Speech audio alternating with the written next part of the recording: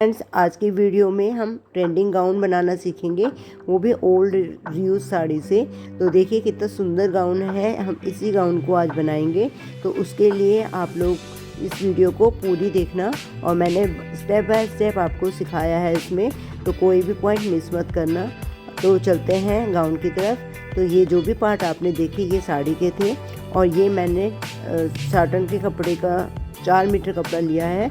तो आप लोग इसको ध्यान से देखना कि मैंने किस तरीके से कटिंग करी है और स्टिचिंग करी है।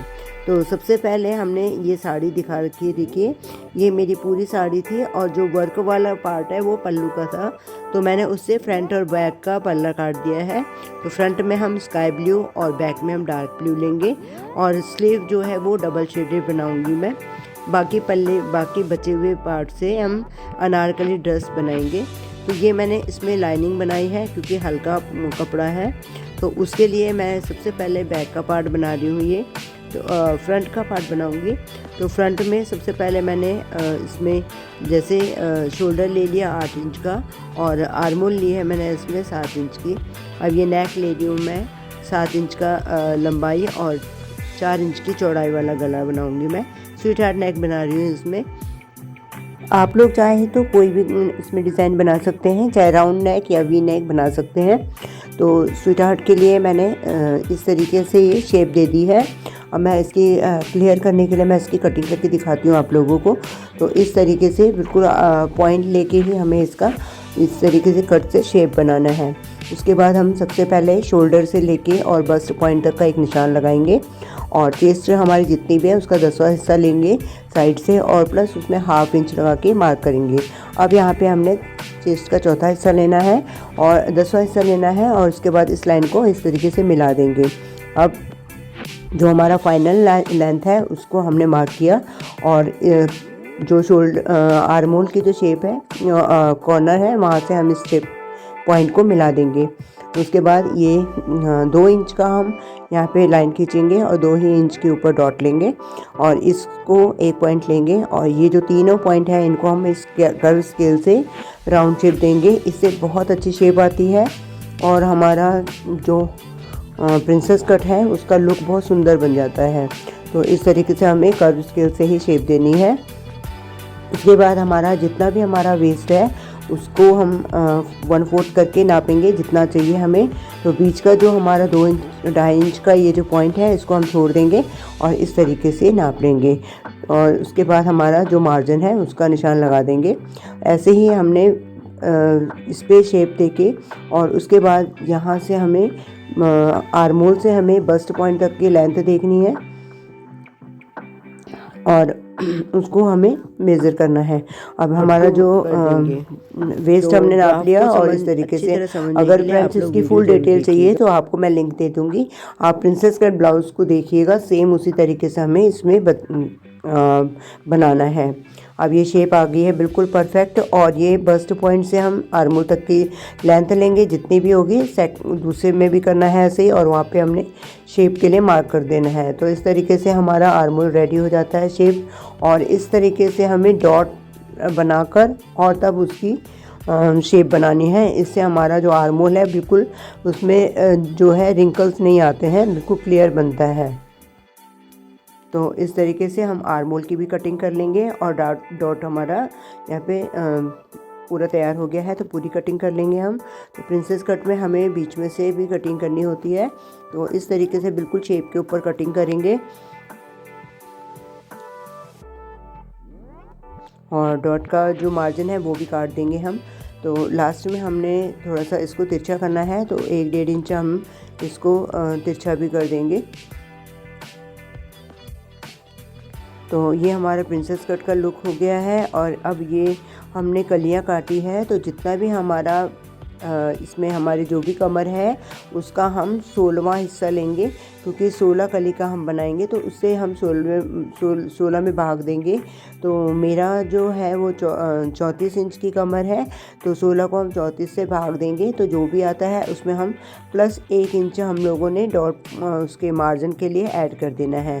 तो इस तरीके से मैंने कली की कटिंग कर दी है, और पूरी इसकी सीधी कटिंग करेंगे तो हमारी जो कलियां हैं वो 16 कली निकल के आ जाती है इस तरीके से। तो ज़्यादा मोटा कपड़ा हो जाता है तो उसको हम थोड़ा थोड़ा करके लेंगे और सीज़र को आराम आराम से चलाएंगे। तो ये हमारी कलियां कट हो गई हैं, देखिए ऐसी शेप आ जाती है कली की। बाद अब ये मैंने अपर की कटिंग की है, तो इसमें मैंने 32 लेयर बनाई है, तो मतलब 16 फ्रंट में और 16 बैक में। तो ये हमारा फ्रंट का हो गया। इसमें वर्क होने की वजह से बहुत प्रॉब्लम आती है कटिंग करने में। अब हम इसमें बैक का पल्ला रेडी करते हैं। तो बैक का तो सेम जैसे सारे ब्लाउज़ों में करते हैं उसी तरह की हम कटिंग करेंगे, सिर्फ हमारी लेंथ में फ़र्क होगा। ब्लाउज़ की लेंथ 14 या 15 तक होती है, हमने इसमें 17 या 18 ली है। तो सेम हम आर्मोल और शोल्डर बिल्कुल सेम उसी तरीके से ले लेंगे। और इसमें मैंने तीन लेयर का बनाया है। ये लाइनिंग है क्योंकि हमारा जो अपर पार्ट है वो बहुत पतला हो रहा है, तो उसके लिए मैंने ये कॉटन की लाइनिंग मोटी ली है थोड़ा, तो उससे हमारा जो ऊपर का पार्ट है वो हैवी हो जाता है। तो ये मैंने बस्ट का चौथा लेके और उसमें प्लस एक इंच का लूजिंग देंगे और उसके बाद जितना भी हमें मार्जिन चाहिए 1.5 या 2 इंच का हम ले लेंगे। उसके बाद हम जितना भी हमारा वेस्ट है उतना उसका वेस्ट का 4th हिस्सा और प्लस उसमें डॉट का लेंगे 1 इंच या 1.5 इंच, और उसके बाद हम उसका एक्स्ट्रा मार्जिन ले लेंगे 1.5 या 2 इंच। तो इस तरीके से हमारा बैक का ड्राफ्ट हो जाता है। अब इसमें हम शेप दे देंगे। ये जो लाइन है इनको हम सीधी कर देते हैं और फिर इसको हम कर्व स्केल से शेप देंगे और ये इस तरीके से हम शेप दे देते हैं और कटिंग कर देते हैं। तो जो हमारा बैक का पल्ला है ये हमारा फ्रंट के पल्ले के बराबर होना चाहिए, तो हम उसको नाप कर देखेंगे। तो उसके बाद हमने ये कलियां जो है जोड़ दी है, तो इसमें मैंने स्टिच कर ली है। तो देखिए ये कितनी सुंदर कलियां दिख रही है। तो ये अपर पार्ट है और 8-8 कलियां इसके दोनों साइड बाहर की तरफ आई हुई है ये। और इसके बाद ये लाइनिंग है, तो लाइनिंग में हमारी 4-4 कलियां आई हुई है ये।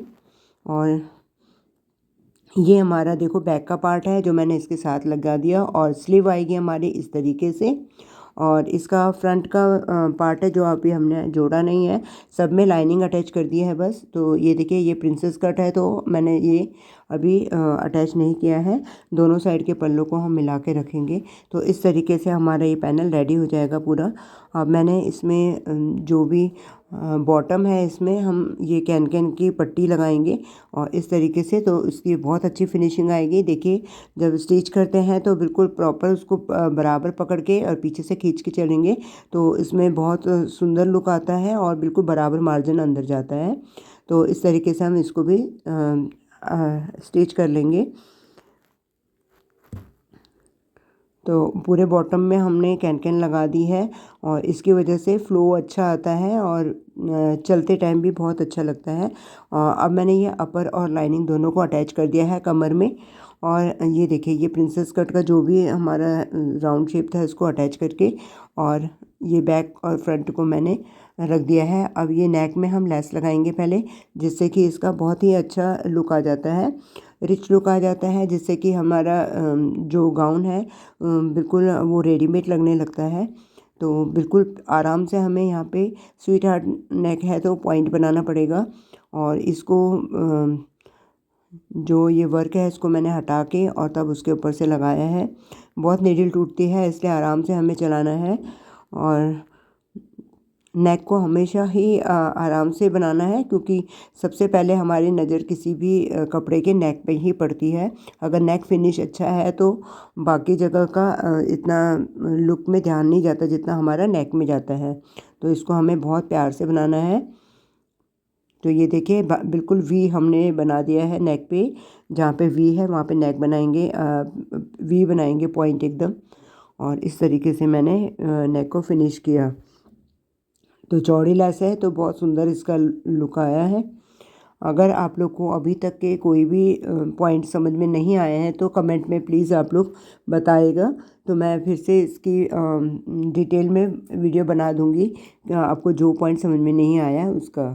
तो ये मैंने इसमें लेस अटैच कर दिया है और उसको जो है साइड से फिर से डबल सिलाई करके उसको फिनिश कर दिया है। तो जो पॉइंट है उसको बिल्कुल आराम से ही बनाना है, क्योंकि वहाँ पे डबल लेस है तो मोटा हो जाता है वहाँ पे। तो ये हमारा नेक रेडी हो गया है। अब हम इसमें ये देखिए, और इसमें हम अब बैक का पल्ला अटैच करेंगे। उससे पहले हम इस पर ये देखिए इस तरीके से पहले नाप के देखेंगे कि शोल्डर इसका बराबर है या नहीं। यदि बराबर नहीं है तो हम जो आर्मोल की साइड बाहर निकाल देंगे और इस तरीके से इसकी छटाई कर देंगे। तो जो भी एक्स्ट्रा मार्जिन है उसको हम काट देंगे ताकि हमें स्लीव लगाने में आसानी हो। ये मैंने दोनों साइड के शोल्डर अटैच कर लिए हैं।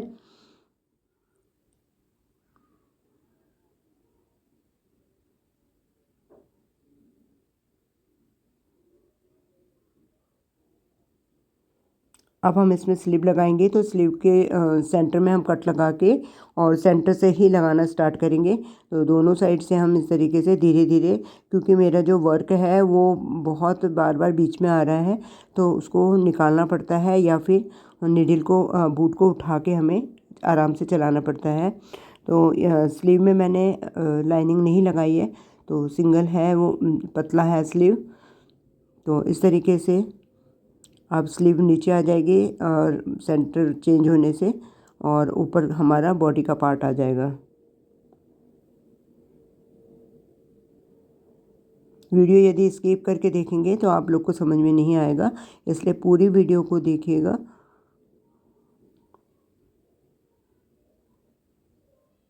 तो ये हमारी स्लीव अटैच हो गई है। अब उसको हम इस पर डबल सिलाई लगा देंगे ताकि स्लीव कहीं से भी खुले नहीं और हमारी जो सिलाई है मजबूत रहे। तो इस तरीके से मैंने इसमें स्लीव लगा दी और मार्जिन कटिंग कर दिया है। अब दोनों स्लीव रेडी हो गई है और अब हमें इसका सिर्फ बॉडी अटैच करना है इस पर और साइड लगाना है।